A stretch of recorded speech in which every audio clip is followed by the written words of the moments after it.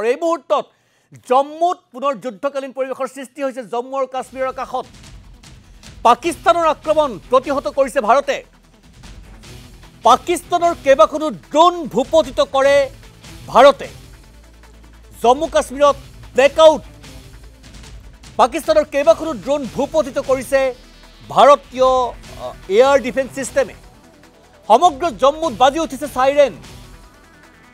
জম্মু বিমানবন্দৰতো আক্ৰমণৰ চেষ্টা পাকিস্তানৰ সমগ্ৰ জম্মুত ইতিমধ্যে সাইৰেন বাজিছে কাশ্মীৰৰ বিভিন্ন প্ৰান্তত সাইৰেন বাজিছে পাকিস্তানৰ 8টা মিসাইল ধ্বংস কৰিছে ভাৰতে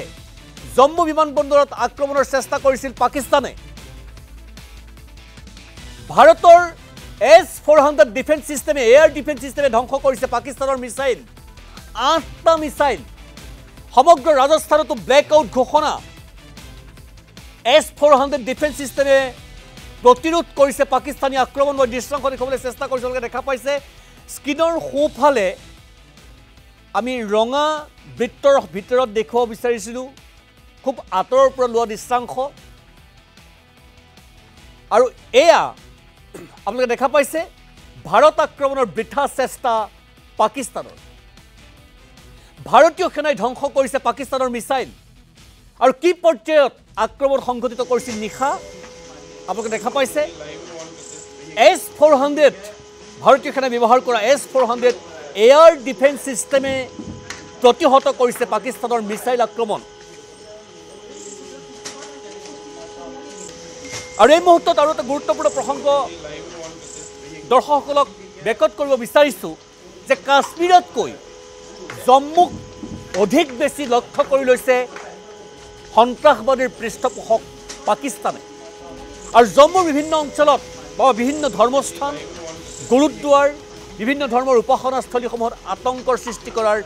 বৃথা চেষ্টা চলাইছে পাকিস্তানে মৃদু পৱন বৰা মোৰ সতীৰ্থ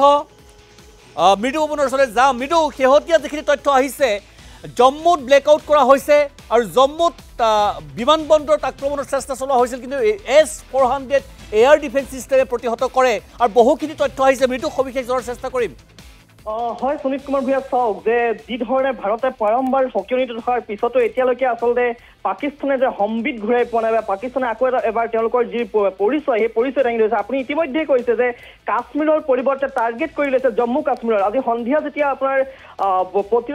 বৈদেশিক সচিব বিক্ৰম মিৰ্চিয়ে যিখন সংবাদমেল সম্বোধন কৰিছে তেওঁ বাৰম্বাৰ কৈছে যে যি সীমান্ত অৰ্থাৎ LOC আছে LOC নিৰীহ ব্যক্তিক টাৰ্গেট কৰি লৈছে পাকিস্তানে আৰু বিশেষকৈ শিখ সম্প্ৰদায় বা অন্যান্য ধৰ্মাৱলম্বী ধৰ্ম বিশেষকৈ এতিয়াও তেওঁলোকে যে তেওঁলোকৰ যিটো গোলামী যিটো ধৰ্মান্ধতা তেওঁলোকে পুনৰ পৰিচয় দিছে সেই ইছলামিক যিটো আগ্ৰাসনৰ ধৰণে কিছুমান তেওঁলোকৰ কাম কাজ যে প্ৰতিফলিত কৰিছে পাকিস্তানে সেয়া আকৌ এবাৰ প্ৰমাণ কৰিছে শিখসকল আক্ৰান্ত হৈছে আৰু এই বৰ্তমান সময়ত আপুনি জম্মুত ব্লেকআউট ঘোষণা কৰিছে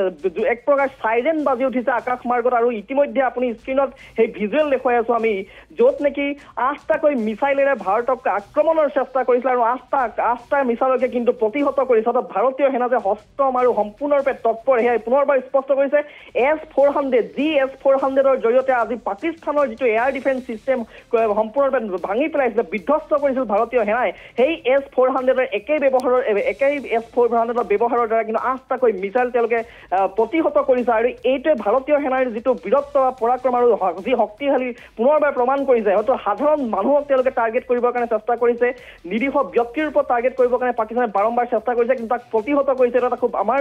দেশৰ বাবে এটা ভাল খবৰ কিন্তু একে সময়তে কেৱল জম্মুতে নহয় আপোনাৰ পাঞ্জাৱৰ গুৰদাসপুৰ আৰু ৰাজস্থানৰ কিছু সীমান্ততো বৰ্তমান উত্তেজনা বিৰাজমান কৰিছে আৰু কেইবাটাও অঞ্চলত ব্লেকআউট হৈ গৈছে সম্পূৰ্ণৰূপে বিদ্যুৎ কাটি দিছে পোহৰ আন্ধাৰ হৈ গৈছে পৰিৱেশ যিটো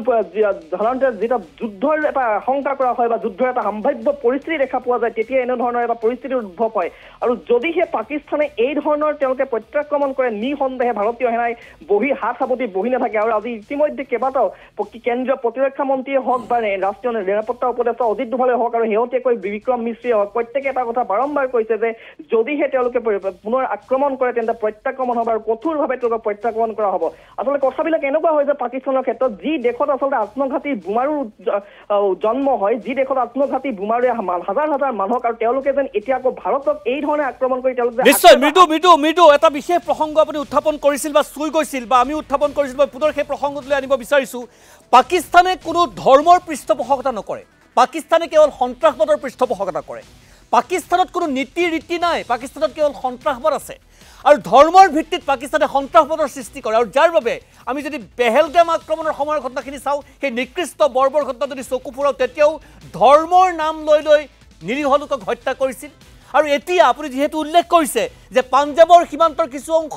ৰাজস্থান সীমান্ত টাৰ্গেট কৰিছে, জম্মু টাৰ্গেট কৰা হৈছে। ভাৰতবৰ্ষই বাৰম্বাৰ কৈছে যে পাকিস্তানী সেনা বা পাকিস্তানী অসামৰিক বাহিনীৰ থকা জেগাত আক্ৰমণ কৰা হোৱা নাই, আক্ৰমণ কৰা হৈছে সন্ত্ৰাসবাদীৰ ঘাটিত। কিন্তু তাৰ বিপৰীতে ধৰ্মৰ ভিত্তিতেই অশান্ত বা সন্ত্ৰাস বিয়পোৱাৰ এই যিটো বৃথা চেষ্টা পাকিস্তানে কৰি আছে, সেয়া এতিয়াও অব্যাহত। এনে প্ৰেক্ষাপটত অনাগত সময়ত গোটেই পৰিৱেশটো বেলেগ হোৱাৰ সম্ভাৱনা নাইনে? নিঃসন্দেহে এইটো কেতিয়াও আচলতে এটা বাৰ্তাটো খুব এটা বেয়া ফাললৈ গতি কৰে। এই ধৰণৰ যিবিলাক যদি ধৰ্মীয় এনেকুৱা ধৰণৰ এটা উন্মাদনা সৃষ্টি কৰাৰ এটা তেওঁলোকে সমীকৰণ ৰচিছে নেকি বা ৰণকৌশল যুগুত কৰিছে নেকি পাকিস্তানে, সেয়াও এটা খুব গুৰুত্বপূৰ্ণ। কিন্তু ভাৰতবৰ্ষতে এখন ধৰ্মনিৰপেক্ষ ৰাষ্ট্ৰ, য'ত নেকি বিভিন্ন ধৰ্মাৱলম্বী বা জাতি জনগোষ্ঠীয়ে বাস কৰা এখন ৰাষ্ট্ৰ, আৰু সেইখন ৰাষ্ট্ৰত এই ধৰণৰ এটা উন্মাদনাই এতিয়ালৈকে বা এই ধৰণৰ কোনো ধৰণৰ কাম কাজ হোৱা নাই, সেয়া খুব ভাল লক্ষণ বা ইতিবাচক দিশ। কিন্তু আপুনি উল্লেখ কৰিছে যে এই যিটো তেওঁলোকৰ ধাৰা, কালি আপুনি জানাজাটো দেখিছে যে কেনেকুৱা ধৰণৰ গুলামী আৰু কেনেকুৱা ধৰণৰ ধৰ্মান্ধতাৰ তেওঁলোকে বলি হৈ আছে আজিৰ এই একবিংশ শতিকাত, খুব দুৰ্ভাগ্যজনক। আৰু ভাৰতে বাৰম্বাৰ কৈছে যে সন্ত্ৰাসবাদীৰ ঘাটিত আমি আক্ৰমণ কৰিছোঁ, তাৰ বিপৰীতে আমি কোনো নিৰীহ ব্যক্তি বা কোনো তেনেকুৱা ধৰণৰ ৰাজহুৱা স্থানত বা ভাৰতীয় সেনাক আমি পাকিস্তানী সেনাক আমি আক্ৰমণ কৰা নাই। অৰ্থাৎ কেৱল মাত্ৰ সন্ত্ৰাসবাদী আক্ৰমণ কৰা, আৰু এয়া কোনো আমাৰ কাৰণে যুদ্ধ নহয়, এয়া পেহেলগামত হোৱা যি বৰ্বৰতা বা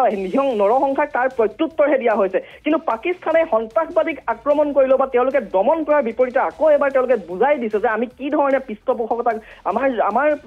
আমাৰ কাৰণে কি ধৰণে মেৰুদণ্ড সদৃশ এই সন্ত্ৰাসবাদী, যাৰ বাবে হয়তো জানাজাত আপোনাৰ পাকিস্তানী সেনা উপস্থিত থাকিবলগীয়া হৈছে, যিটো এক নিৰ্লজ্জ কাৰবাৰ বা তেওঁলোকৰ নিৰ্লজ্জ চৰিত্ৰ